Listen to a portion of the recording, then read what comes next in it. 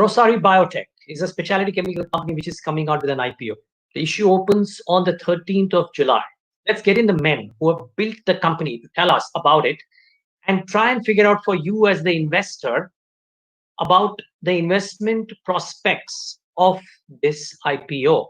Edward Menezes, Executive Chairman of Rossari Biotech, as well as Sunil Chari, MD of the company, join us right now to talk about the company and outlook ahead. Good having you, gentlemen, both of you. Thank you so much for taking the time out and speaking to us at BloombergQuint. Tell us a bit about your company, because you get classified as a specialty chemical company, which is not bad because the sector is red hot. But how would you say investors should look at your company? Because you are into formulations, you do value addition. Some of your other peers only do contract manufacturing. There is lots that I've read about it. You tell us about the company. Either of you can start. So we, Rossari Biotech is a company who bring value-added solutions to the consumer, and especially in this times of Corona, we are focused on health and hygiene, and we bring value to every product we bring to the consumer. Mm-hmm. Mr. Menezes, you want to elaborate a bit on that as well? Yeah. So Rossari Biotech manufactures products from a whole range of ingredients, performance chemicals, and formulations. And our strategy has always been application development and formulations, although we manufacture the full range of ingredients. So in the ingredients space, we do not go head-on with our competition in the ingredients. We always tweak the ingredients, we add some functionality to the ingredients, and then present it in the marketplace. And that's why we are called as FMCG minus 0.5 instead of FMCG minus 1 in the marketplace. Wow. Okay, that's a bit of a trivia and best known to people who probably understand that better. But just tell us about how is the scenario looking? A lot of people. Actually, let me first talk about your company individually, and then we'll get to the sectoral advantages, disadvantages as well. As I noted, about 43% of revenues coming from textile chemicals and 47% from home care and personal care, and then some a 10% all portion from animal health and nutrition. When I look at the growth numbers since FY17 to FY20, and correct me if I'm wrong, but it's the home and the personal care segment that seems to have seen the highest uptick. Now, can you tell us a bit about all of these three segments, and why is it that home and personal care is doing so well? Is it a conscious attempt by the company because of the inherent factors or the strengths or the marketplace? Can you tell us a bit about that? Yeah. So our company actually believes in being asset light.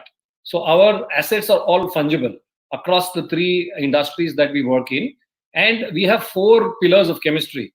That is the surfactant chemistry, the silicone chemistry, the acrylic chemistry, and finally the enzymes. Now, based on these 4 chemistries, we had started our business in the textile specialty chemicals, and then we took a conscious decision where we call as intelligent chemistry and growth by design. So we changed course in the year 2011-12 to diversify into chemistries or businesses which were other than textile specialty chemicals. And that's when very logically we went into home care, because home care was very close to the textile chemicals, which contained detergents, which had hand wash, which had sanitizers, etc.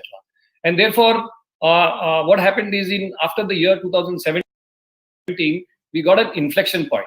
When I say inflection point is the top line started growing, and that's when the profits of the company, the EBITDA margins, the PAT margins, all that started to grow, because we did not do a lot of capex since 2017, but the top line grew. So that's how we grew by design, actually. So we call it the growth by design. We consciously steered into this industry. In the year 2012-13, we entered into a joint venture with a company called Buzil, which is a German company, and we had a 60% shareholding in that company. And this company is a 105-year-old company which is into cleaning and hygiene, and that's what stood us in good stead during these unprecedented times, because we already had a full range of products, both in hygiene, in sanitization, in disinfection, as well as in antimicrobial technology. Yeah, and I would want to talk about whether COVID-19 throws up opportunities or otherwise as well. But we'll get to that in just moments from now. Just a bit about the past first before we get to the future opportunities. You mentioned briefly about why the EBITDA margin expansion happened. That was going to be my next question, because it's been a very sharp one from under 10% to 17.5%. Now, from where you are right now with the base that you have and the product composition that you have, what are the options or opportunities for the operational metrics to improve further? Is it possible, or would you believe that this is a sweet spot that you've hit and you would want to continue with it for the time being? See, we are in an industry which is, the outlook looks more better than what it was few months ago. When I first went to the market, thought of going to the market in March, and today the industry outlook looks wonderfully, better than what it was. So we believe that the industry will do very well, and because we are a part of the industry which is growing, our prospects look good also. Okay, and would that? Yeah, please. I would like to add here that we have made an investment in Dahej in the last year. We started the investment in the year 2019 because our capacity at our present plant in Silvassa was getting consumed. And therefore, that plant in Dahej, the first phase is nearing completion. And we are sure that this plant, which will almost double our capacity, is going to add a lot of value to our company in the future. And as a company, we will be debt free. We are practically, as on 31st March 2020, we had zero working capital from the banks. So we were working with our own capital, and after the IPO, we will be totally debt free. As on 31st March, we had 140 crores in FD in the banks with HDFC Bank, who have been working with us 22 years, and the deleveraged balance sheet, zero debt, more than doubling the capacity which is already there, and we feel there is no capex required. So the industry outlook is wonderfully, very, very bright today. Yeah, sure, and I'll get to that as well. But just a brief answer first to my question about the operational metrics. Now that you've expanded so much, do you reckon that the margins, for example, can improve further because your volumes will go up? Or is it that if your product composition, the way it is right now and the way it could be changes, then there could be a natural uptick due to the inherent composition of the overall sales volumes that you would have? As a company, we believe in seeding into new opportunities. So in the past, we have continuously seeded new opportunities, and even now we are continuously seeding into new opportunities. So the new opportunity for the future seems to be water treatment, which we just started now. And so this looks, wonderfully well, and we are very positive on the margins we have today. Okay, fair call. You mentioned briefly about the expansion as well, that the Dahej capacity, as you said, it doubles capacity and the first phase comes up very shortly. Would there be ready takers for the products there, or would you have to kind of slowly build up, because doubling the capacities is not just a normal small capacity addition? How are the markets? Are they ready to take up the products that you have? So what we envisage is that the facility will get done by the end of March 21. And we will be able to fill this capacity in the next 3 to 4 years. That's why we say that we will not require further capex, at least for the next 3 to 4 years.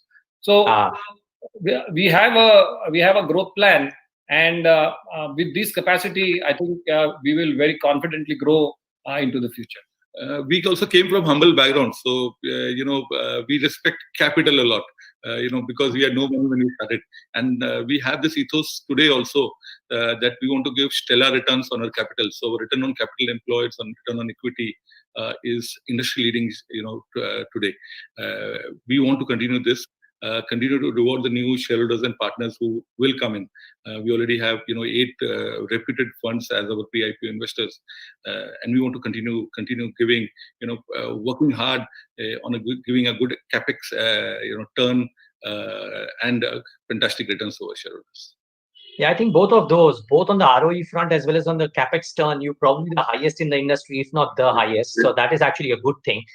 The other question that I had, since you're talking about how the industry tailwinds are, a lot of your peers, and I don't know if I can call them your peers in the strictest sense, but a lot of the specialty chemical companies have um, a global leading advantage in certain products that they have, Vinity, Deepak in phenol, or some of the others. Do you have it currently, or do you envisage being a leader on the global scale in some of your capacities that you have? At this moment, the market, the home and personal market is nearly 250,000 crores. Okay. So, we have been just 600 crores. So the potential to grow in the Indian market is huge. Got it. Okay. So the other factor is these return ratios. Now, you mentioned that there's no capex, the volumes will move up, maybe the margins would move up because of water treatment that Mr. Chari spoke about. And I also understand that you're moving into specialty formulation for breweries as well as dairies. So do you reckon that these numbers can be sustained or better, the ROE, return on capital employed, etc.? Yeah, we are very confident that we will keep the same ratios for our return on capital, and the seeding that we have done in the past year also are going to yield fruit. That's how we have planned to fill the capacity at Dahej. Okay. Now, both of you, gentlemen, either of you can answer. Companies usually grow at an X percentage over the sectoral growth rate. Now, the specialty chemical sector is a unique one simply because different companies have just a completely different growth trajectory compared to what average trajectories would be. What do you reckon your trajectory could be compared to the company? The last 4 years have seen a stupendous growth, and the next 4 years kind of show that. The industry is growing at a very, very good speed, and because we are part of the industry, we feel this speed could be tremendous for all of us. Okay. I do not want you gentlemen to land into any kind of issues which you are not allowed to speak about, considering you're about to launch. But I'm just wondering if you can comment that the growth rates that you've mentioned or you've displayed in the last 4 years, on the current base, is it possible to replicate those over the next 4 years, ballpark? Because we have a capacity which is doubling, and we'll be working hard, to fill up those capacities as soon as possible. Okay. Any disruptions or an advancement of an opportunity due to COVID-19? We started the conversation talking about how the period looks better now compared to March. So can you dwell a bit on that? What has COVID-19 thrown up for you in terms of advantages? And if you can also talk about any disruptions that you may have faced, maybe due to supply chains, maybe due to other issues. We have, as a percentage, what we see, we were the home and personal care. The home and personal and performance chemical segment has grown tremendously for us. We are actually overwhelmed with the, trust and the support and the appreciation by all segments. So be it mutual fund, be it the retail investor, HNI, FII. At this moment, we are meeting at least 30 calls, doing 30 calls a day, with investors, analysts, and HNIs, and from the media. We feel the home and health and the hygiene will be the primary focus. We are not going to now cinema halls. We are not going to, vacations, picnic, restaurants, and we are now only focused on health and hygiene. And as a company, our focus, not today, when we went on the road shows, we took bottles of our sanitizer and disinfectant, and we are, this people are surprised. What are you doing? And how big is this category? And today, this is the biggest category we see as a growth. So we are launching a lot of new products like sanitizing wipes and something which can help us be safe. Wow. Okay. So would these be direct B2C products? I guess not, right? You predominantly be B2B. B2B. We are a predominantly B2B company. Okay, great. Okay, so you are saying that there is an advancement of an opportunity that came in due to COVID-19. Okay, great. Good to know that.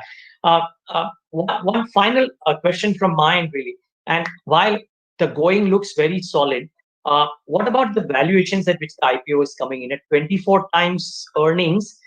You think you could have left a bit on the table, or do you believe future growth rates will compensate for that? The future growth rates seem to be, very, very good, and we have valued, and I think Edward can add here. Yeah, actually, if you see that our pre-IPO investors have already invested in us, and that's one of the reasons that we have to go with these kind of valuations. Yeah. Okay, you do believe the future growth rates could come in. Great. We wish you all the best for the issue, gentlemen. All the best, and we look forward to talk to you post your listing, wherein you'll be in a more comfortable position to talk about the future guidance. But thank you so much for speaking to us today, BloombergQuint. Thank you for the time. Thank you so much. Thank you for your time. Thank you for the Thank you. opportunity. Thank you. Have a nice Thank you so much. Viewers, thanks for tuning in to this conversation about the first IPO post-COVID-19. Thank you.